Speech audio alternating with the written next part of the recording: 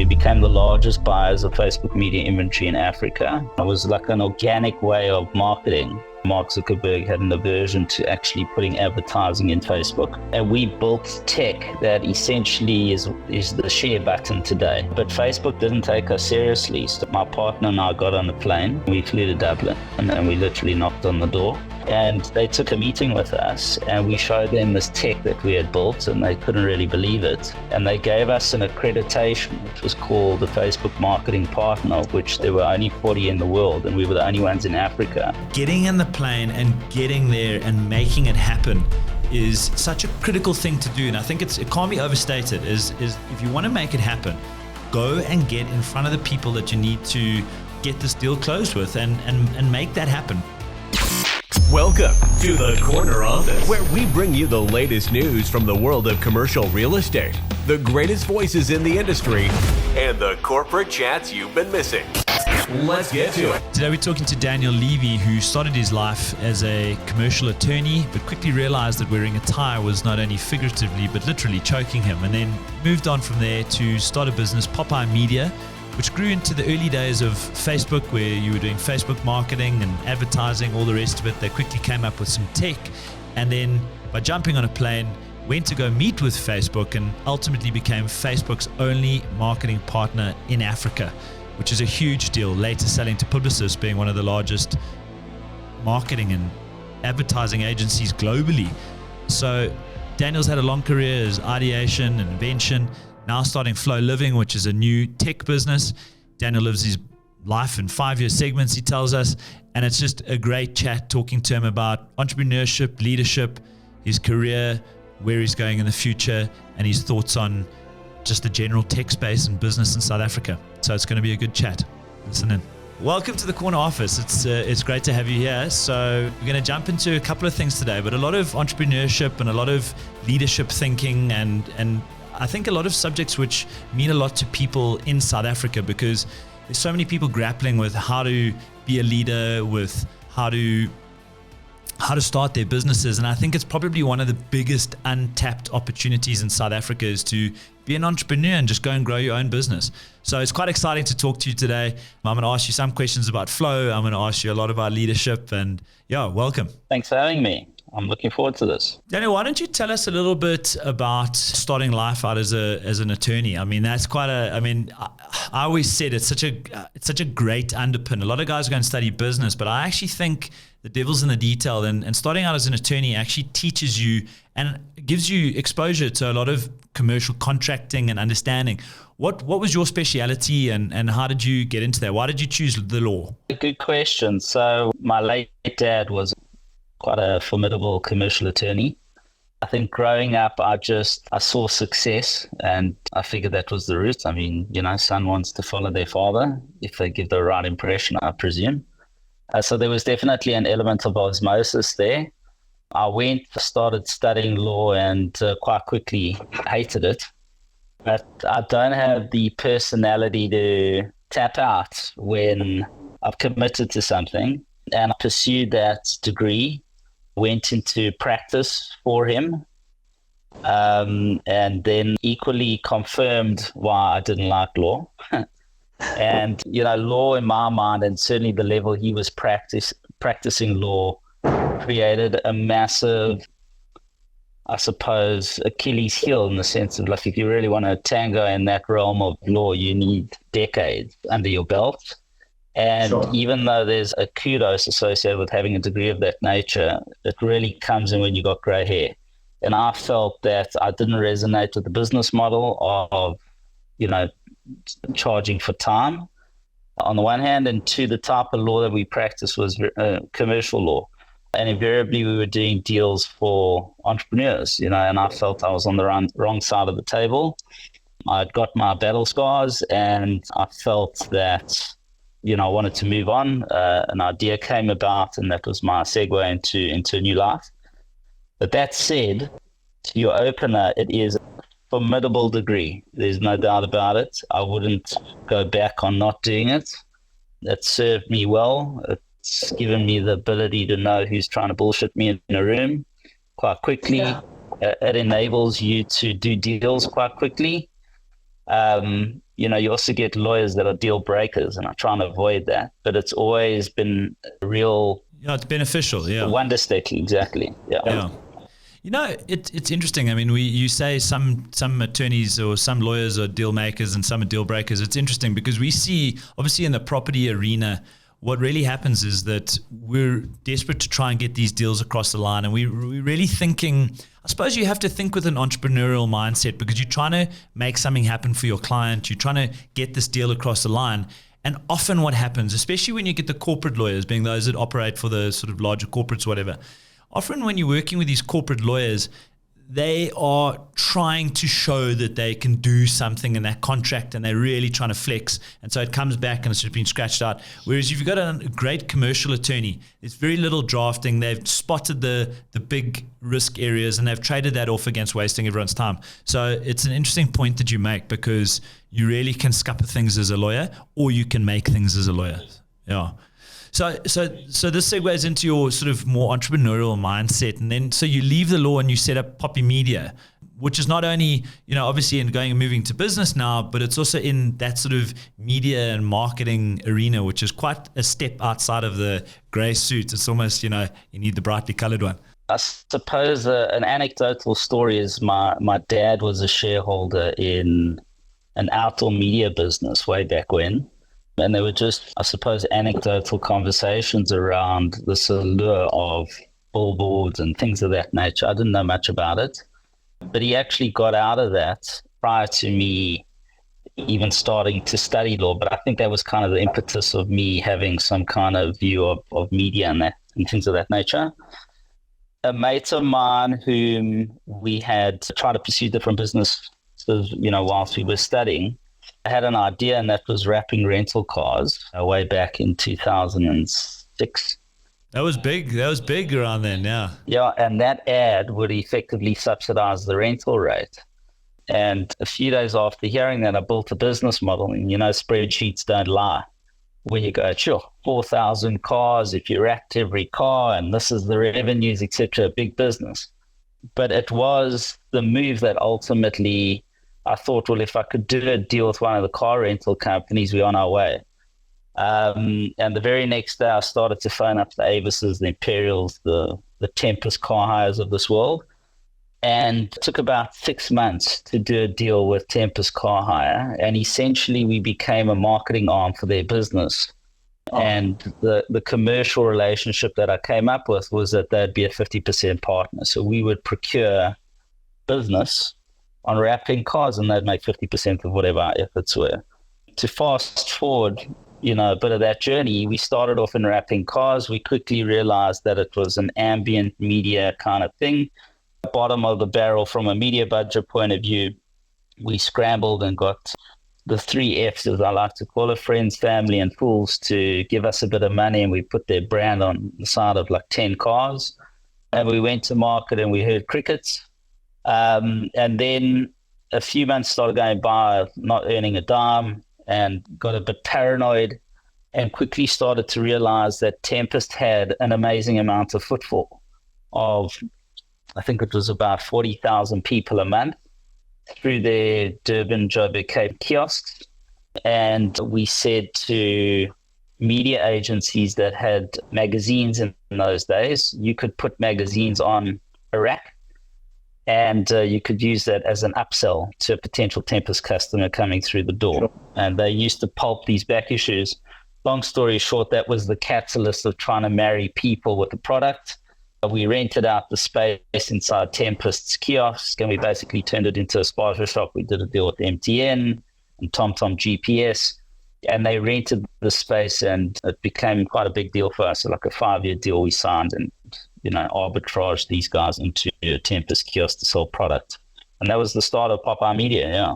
Okay, and then how does this business grow, or does it sort of stay sustainable and then you end up selling it to them, or who ended up selling it to? So that was Popeye's first foray into media and marketing. A year down the line of that business, my partner at the time, his wife came to us and said, you should look at this thing called Facebook. And then when we scratched around, I said, geez, now I'm way too private to put anything on the internet. But we came up with one or two ideas to build applications within a Facebook environment. If you've seen the movie, The Social Network, you would know that at that point in time, Mark Zuckerberg had an aversion to actually putting advertising in Facebook.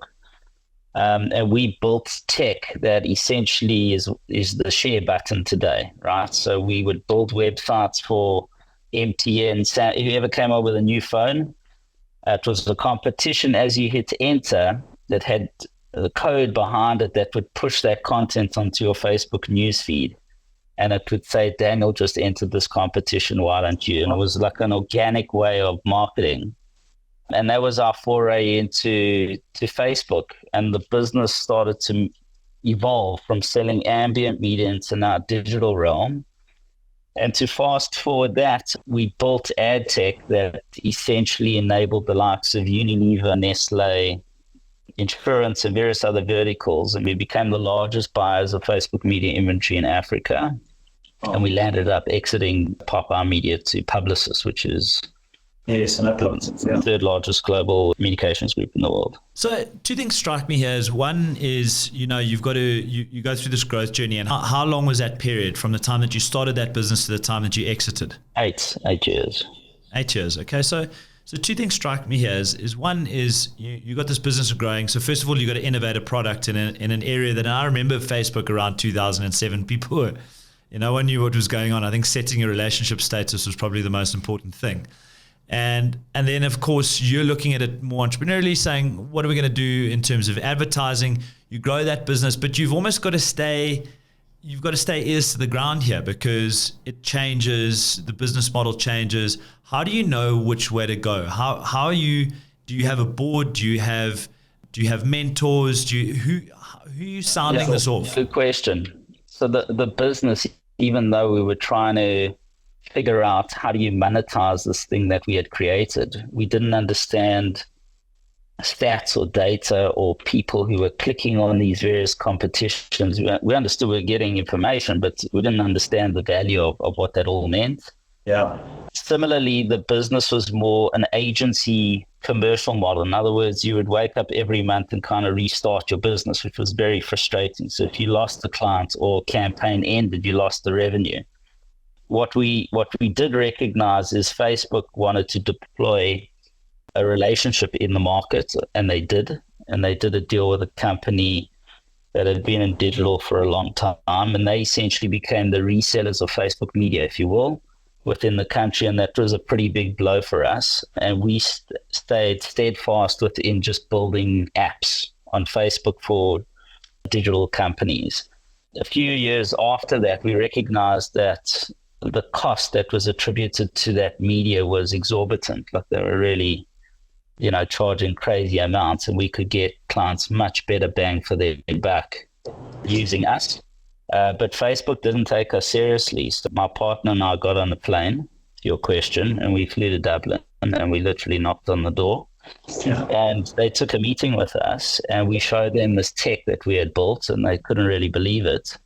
And they gave us an accreditation, which was called the Facebook Marketing Partner, of which there were only 40 in the world, and we were the only ones in Africa. Wow. And we used that as leverage to build our brand and really, deshackle ourselves from the stigma of being a digital agency as opposed to a tech partner. And that enabled us to get into every single large Fortune 500 business in South Africa, and if they were trading in Africa, we were doing their business too, and the thing just literally J-curved in a couple of months.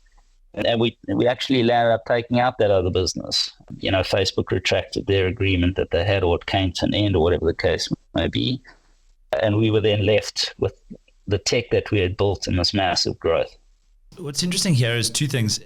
So many times in my career, I learned this firsthand. I was the guy who didn't jump on a plane, and one of our competition did jump on a plane to go and see the people that they wanted to partner with. And so often, we've gone so much into the VC digital space at the moment, and here we talk virtually, but that getting in the plane and getting there and making it happen is such a critical thing to do. And I think it can't be overstated, is if you want to make it happen, go and get in front of the people that you need to get this deal closed with and make that happen? Because I've been on the receiving end where, like I said, our competition jumped on the plane, flew to Dubai, got the deal. We were sitting there waiting for it to happen. We thought, oh, they're still considering. But meanwhile, what was happening is they were dining them in Dubai, and we were sitting here waiting for the news. And it's just that kind of grit that I think you need to actually push your business forward. We have a saying of go big or go home in everything. I mean, I've jumped on so many planes to, you name it. We started an offshoot to our current business in Australia during COVID. That was literally scratching through LinkedIn of friends and family and organizing connections. And the day that Australia let people in, we were on a plane 5 days later.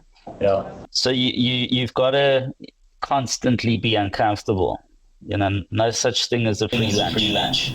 Tell me about, one of the things we were talking about is making these scary decisions, because there come these periods in any business where you'll grow and then you reach this kind of stage where you're almost stagnating a little bit, it's flattening a little bit, and an opportunity presents itself, or even at some stage you're growing and an opportunity presents itself, same thing. And you got to think, am I going to make this decision now? Am I going to make this decision to go? How do you develop the mindset to take that decision? And secondly, how do you develop the framework to decide whether that decision is actually the right one to make? So I'll tell you a funny story. In 2008, this Popeye media business was much like an agency, as I said, right? 2008 was the financial fall. At the end of that year, I set up a meeting with a renowned South African billionaire, and I met him for breakfast. And he said to me, "How was your year?" And I was like, "It's been a terrible year for everybody." And his answer to me was, "Not everybody." It was like a moment in my life that I was like, okay, he's actually right, Depending on what side of the coin you're on, it may not be for everybody. That was point one. But he then set up a meeting with his team to meet with us. And he, was quasi interested in investing in our business. And I remember going to their offices and we did this presentation we had different businesses, if you will. We were wrapping cars. I was now wrapping, we had a business called, I even forget that, Exotic Car Rentals. We basically brought in Matt Black into the country all those years ago, and we were wrapping supercars, Lamborghinis, Ferraris and whatnot. And these were like moonlighting things. And we showed him all these businesses that we were doing, and he looked at us straight-faced. He said, "Not interested."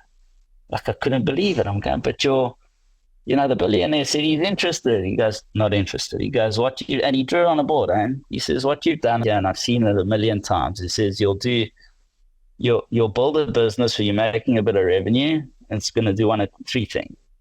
It's either going to drop off, it's either going to stagnate, it's either going to J-curve, and you're doing too much.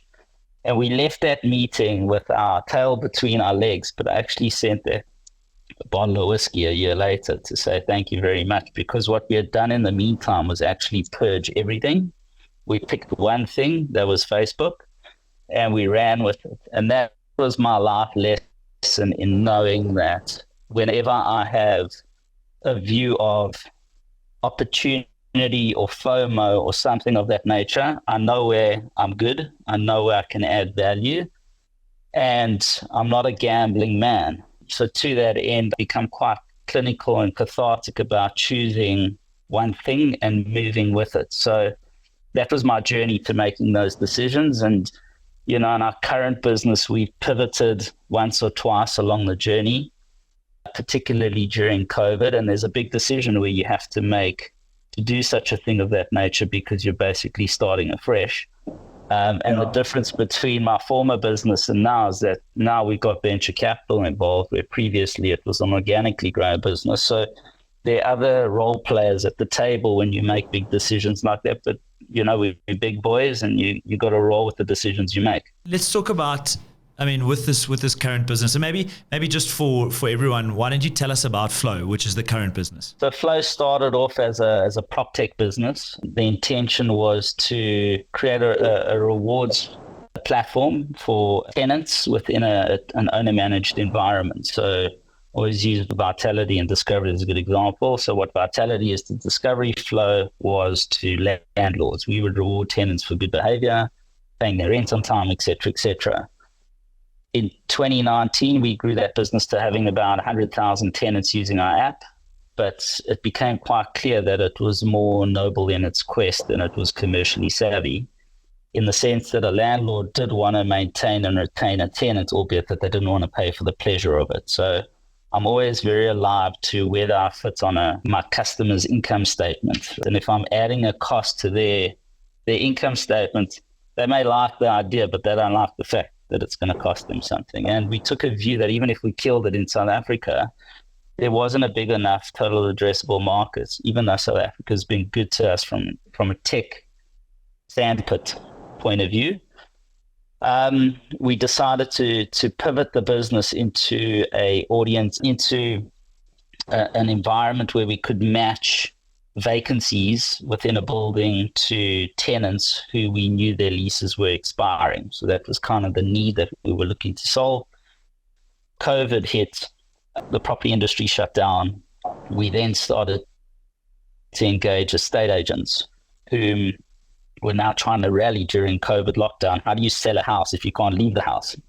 And everyone wanted to get on digital, and social media became a very big talking point, and the stuff that was being spewed out was reminiscent to what we were saying in 2007. I couldn't believe there was such a void in that particular vertical, and I'd already sold out of that business, right? We had seen the end of that movie.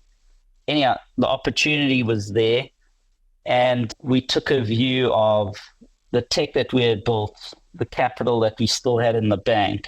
Where is our core value proposition? What do we know and understand well? And we felt we were in the right place, right time to take the property industry into social media and social media's environment. The business would enable estate agents, from franchisee to estate agent, to not only stick their property on a portal, which they were doing in any event, but to equally enable them to stick it on Facebook, Instagram, Google Display, all with 3 clicks. And most people have no clue how to use these platforms from a paid media point of view.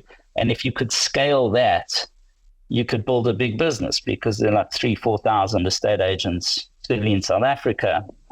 We took that business model to Australia at the same time, and recognized there that we didn't want to go door to door to estate agents as we had here. And over here, we had built up a couple of hundred clients, as in offices.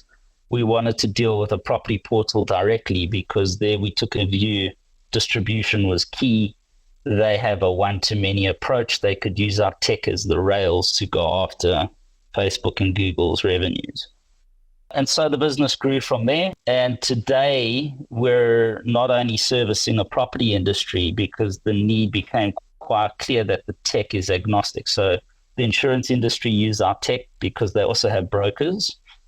So they'll white label our solution and enable a broker to create an ad as the best broker in Atlantic Seaboard. And then similarly, we've taken the technology now to the retail sector. So, fast-moving consumer goods, massive budgets, same needs. So tell me about that decision, the decision to go to Oz, because that's one of those scary decisions. That's a bigger decision, right? You got to say, okay, what do we know about this market? How do you make that decision? What starts first? What's the first thing you do? What's the second thing you do? Like, what's the priority level? In my mind, I have certain ideas, but I'm interested to hear from your perspective. When you travel a venture capital road of having partners of that nature, you're selling them a concept of how you're going to build your business. The relevance of that is you can get VC involved in your business that needs to have an IRR, a return on their capital, that needs to emanate out of a particular territory. So for instance, if I'd taken on capital from a fund that needs to derive a return out of Africa revenue, then I'd be hamstringing my business to only trade within a territory. We knew that we didn't want to do that, not because Africa's not where we wanted to solve for. The solution that we had built was an agnostic thing the world over. Australia, we went to because it's one of 5 countries around the world where the seller actually pays to market their house, which is a bizarre thing because if you know here, right, an estate agent is the one who's paying for the marketing of a property. And over here, it's fraught with various nuances in the sense that you may not be the exclusive mandate on the house, which means you're in and amongst all your competition. So why would you go and plow money into marketing a property as an agent? But on the opposite side of Australia, every seller picks one agent and they've got a Dutch auction system, which means in 30 days later, it's going to go to auction. So it's actually the perfect storm, if you will, to sell a property.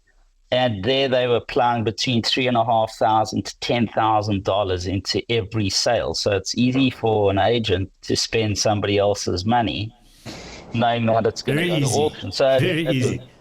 Yeah, it was the perfect melting pot is the reason. And we had done very good research. We hired some ex-Accenture guys who, we picked 7 territories around the world, and they were tasked with going to town on giving us the pros, the cons, and things of that nature. So it was quite a thought-out exercise as to why and where.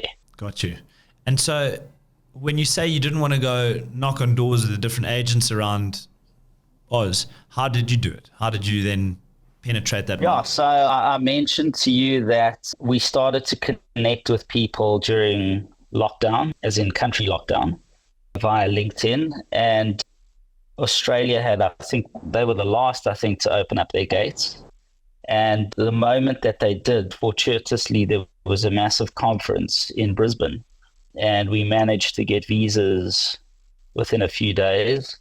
And we literally flew as quickly as we could. We actually missed the first day of this conference. And it was the right conference to be at. We walked the floors, and by doing so, we met a lot of people, and then, flew to Sydney and Melbourne thereafter and met up with these guys again. And they were the initial catalyst of us getting business in Australia and learning that industry.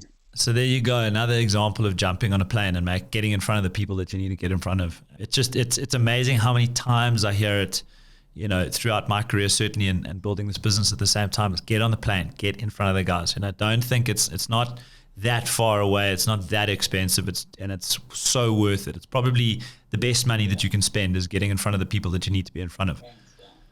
The next thing is, let's talk about that sort of discomfort, right? You're going to a completely different market. Even some of the business decisions here, and even in business, sometimes you can grow, you can go down. Talk about COVID. That was, I think, not that comfortable for everyone, or anyone at least. I remember being on we used to have those quiz nights, during COVID, that everyone had these quiz nights. And I was on a quiz night and everyone was having fun. And at some point, this announcement comes down that we are going into the highest level of lockdowns and everything's closing down. I remember it, and I remember looking at the other guys around the table, all of which had their own businesses. And we all kind of hung on the call for a little bit afterwards. And, one of my mates said, Oaks, let's just talk about how we feel about this, because I'm not feeling great, and we had such a good chat to talk to other people in business and all the rest of it to almost comfort you in that discomfort. How do you deal with that discomfort? How do you learn to continue, instead of getting into that sort of brain fog type of space, how do you keep tracking forward? How do you keep your mind clear? Speak to a lot of people, and if I just think of my rationale to life relative to other people, is I don't believe in a plan B, right? In other words, it's you got to keep moving. And to that end, no one's coming to save me, right? So I have to solve. I'm lucky to have a partner, and he's an engineer.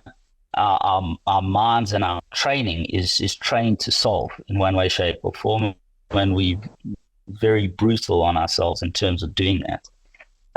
But I think in all facets of big life decisions that I've had to make, I try and look at things that I've got nothing to lose, right? And I put myself in situations whereby I look at the problem different to those that have been in an industry for a long time. So you mentioned property. I mean, I've got an affinity for property. I've loved it my whole life. My brother's involved in it. My dad was, et cetera, et cetera.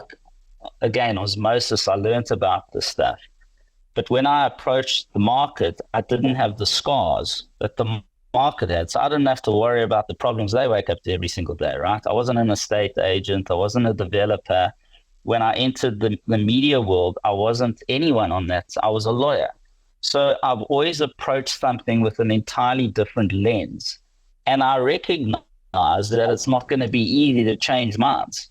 So to that end, you just got to keep hacking away. And that is the story of the uncomfortable. I expect it. I know it's there. And it's the grit and the tenacity that you just got to keep forging ahead and be smarter than the guys who's trying to compete with you. And we're alive to who we compete with, and we try and navigate that world a lot better than they do. You know, you speak of COVID. Like for me, from a business point of view, it was the best thing that ever could have happened, because everyone was trying to hold on to revenue. I didn't have any revenue to hold on to, so I had nothing to lose. I felt the world had stood still, and I had this period of time to be innovative. So whenever we're faced with these trials and, you know, trepidations, it's just a stock take of like another milestone of hardship that you will overcome, and try and be smart about it. And how we operate. So you're almost saying, expect it. It's going to be there. The discomfort's going to be there. It's going to be uncomfortable. It's going to be hard. Just learn to just embrace that. I haven't met one entrepreneur who doesn't share that view. It's almost that situation, you know, you look at all these guys doing these ice baths, you know, and the psychology is you must just get used to it. You must get your mind around it, you know. And if you don't, then it's going to feel cold the whole way through. It's going to be terrible the whole way through, you know. So you just, once you embrace it, you actually start to feel comfortable. Yeah. One question I had is, and it's something that I, you know, really sort of believe in my sort of career journey, is those people that you hold around you, and that are your other mentors and maybe colleagues, partners, business partners, whatever it might be, are so critical to your career success and the way that you think and all the rest of it. How have you developed that? Have you actively developed that network that you have, or the people around you? What are you, how, you know, if you were to go back and speak to yourself at 20 years old or whatever it is, what would you tell yourself about that network and those people that you want close to you? And then also my second question is, what else would you tell yourself at 20? What would you have done differently? Great question. So I think about this a lot, and the short answer is I'm very mindful of who's in my ether, both mates, business colleagues, and mentors. How did I get here is probably the more poignant question. So I had to learn my lesson the hard way. I lost my dad when I was 32, and he was, you know, certainly the rock in my life. Just an amazing human, genius mind. But when he did pass away, there was a 40-year age gap between the two of us. He was 72, and I remember sitting behind his desk when I took over his law firm to wind it up, and just did maths. And I said to myself, if I've got 40 years left on this planet, what do I want? My guiding light has always been absolute emancipation. Like I'm a free spirit. I don't want to be answerable to anyone ever. I want to be able to dictate my life on my terms and enjoy it on that basis. And I figured, well, you know, the one way to do that is you're going to need to be successful. And I took a view of, well, I had this business. It was my, you know, proverbial egg that I created. How do you manifest that? And I said, okay, fine. If you take 40 years and you divide that in half, I would have been 52 at that time. And I said 52 is too long. By the time I'm 52, I would be, you know, certainly I've been married, I would have kids, a lot older, you know, you're not as strong as you are when you're younger, etc. And I said divide in half again, the number became 42. So 42 became my guiding light of what I wanted to achieve. And thankfully, I landed up exiting Popimedia at 37. And that was like a huge inflection in my life. And it took me on what I'd call the 5-year journey. In other words, if somebody asks me where I'm going to be when I'm 60, I have no clue. Right? I look at life in 5-year tranches. It's something I can sink my teeth into. It's a goal. If I chose to be a doctor, I could start tomorrow in theory, and within 5 years I've achieved that. Life is actually designed in 3 to 5 year tranches. And I think people forget that they studied one thing and they think they just need to see that out their whole lives. And I think that's crazy, right? You see that so often. So many times. And this is the third iteration of who I am and what I'm renowned for in my world. So to that end, I've been mindful of who's in my life at those tranches within my life to deliver to the need that I've consciously made a decision of what I need to achieve within that period of time. There are various organizations that I've been part of over the years. One's called EO Entrepreneur Organization, another one's called YPO, which I've also been a member of for a very long period of time. You with like-minded entrepreneurs, CEOs, high net worth individuals. And, I recognized when my dad passed away, a lot of these contemporaries who I would see, a lot of these guys, it was quite interesting. Some of them had crazy net worths and no children to kind of take it over, if you will. And I always found that fascinating because an older guy or girl who's made it, all they really want to dispense is a story, and tell you how they did it and part with guidance.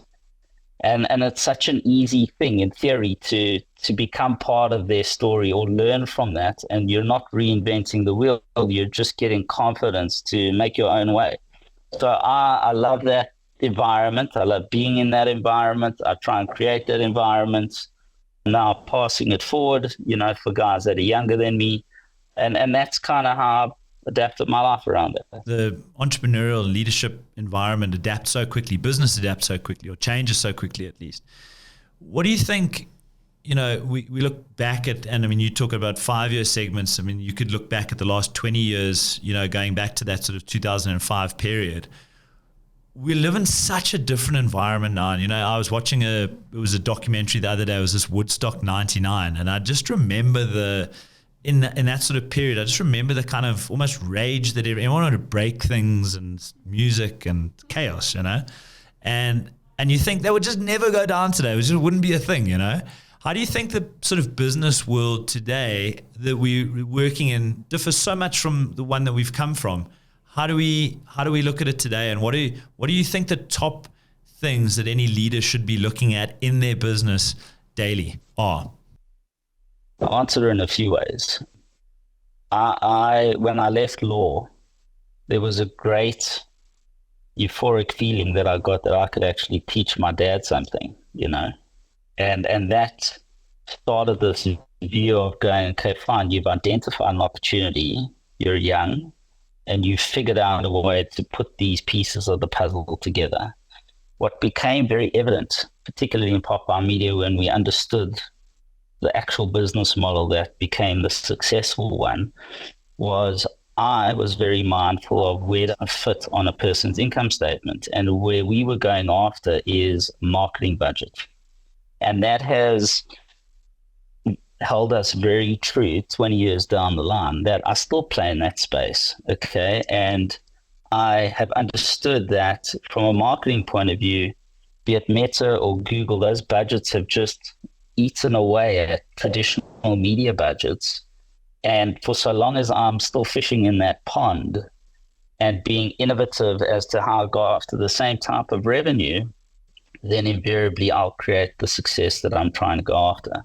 So I think leaders should be very mindful. And I always ask other entrepreneurs, like, how is it that you make your money? Where do you sit on your customers' income statement? And sometimes I just, try and give them different optics of how to either increase revenue, if you will, by virtue of where they fit or not. So it's not so much the idea, because I'm the last guy who's going to tell a guy he's got a bad idea. It's what you make of it. But I think leaders should always understand where do they fit within their customers' world and life. Are you that sticky?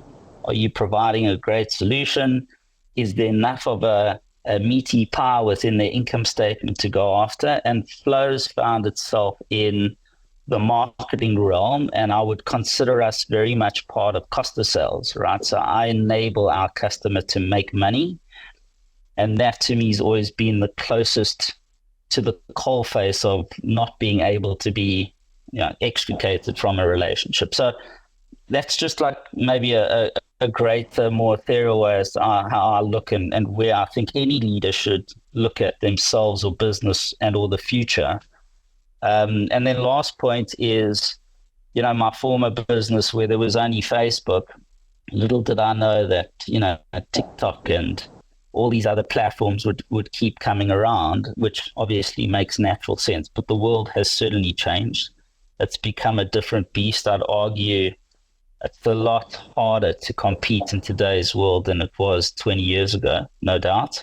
And particularly if you're playing in the tech space, it's 10x the movement of competition, if you will. So you really got to have your wits about you. It really is. It goes a lot faster. There are a lot more people. I mean, I can remember when we started, and I started in this industry, in the commercial broking space, there were so few of us in the industry, really, hardly anything, and that has just grown and grown. I've got a number of people involved in what you need to do, and just that marketing that you talk about, making sure that you're relevant on all the platforms, making sure that you're a voice in the industry, making sure that you understand your stock, making sure that you have tech that manages your stock. There's so many things that go into doing. I mean, Property 24 wasn't even really a thing in the early 2000s, just to contextualize this, to go and search a whole lot of listings online didn't exist, so it really, the space has really, really, really changed. Just to wrap up, what do you see as those leadership qualities? Because, you're leading teams, you're leading people around you. They need to be inspired. They need to be ready to come to work and deliver the best ideas. What do you think that the sort of top leadership quality is that you bring to the table? And then one that you aspire to, what are you trying to drive home to your people, and how do you bring that energy to the business? Yeah, good question. My leadership style and equally that of my partner, Gil, has always been probably the antithesis of the industries we come from. In other words, when I left law, the last time I wore a tie was when I left law and at my wedding. And to that end, I can't even put one around my neck because it literally and figuratively actually chokes me, okay? And to that end, in our business careers, we have tried to stay young and fun for as long as possible. So we have a fantastic culture. I have people who followed me from my previous business who are in our business. We, work hard and play hard. We do things totally off the cuff. There's no stigma. My office in Joburg is, the penthouse in the Marriott Hotel. Why? Because we can. It's like quirky stuff like that, which brings an element to a business that is just operating on its own steam and operating in its own way, shape, or form. So culture, as I say, is a very big thing. I think, tenacity obviously is a given, but I think making sure that your team have absolute conviction in your direction, and that no matter come rain or shine, they will go to war with you. And I think we built that kind of team around us. We've been around the block enough to know that we will try and hire the best at every point in our lives, and we don't always get it right, but when we know we don't, we know fast and we deal with that. And then, the tenacity, we definitely far more transparent, if you will, to the business as a collective than I was in my first business, right? My first business was essentially mature in terms of how it made revenue by the time the senior guys came on board.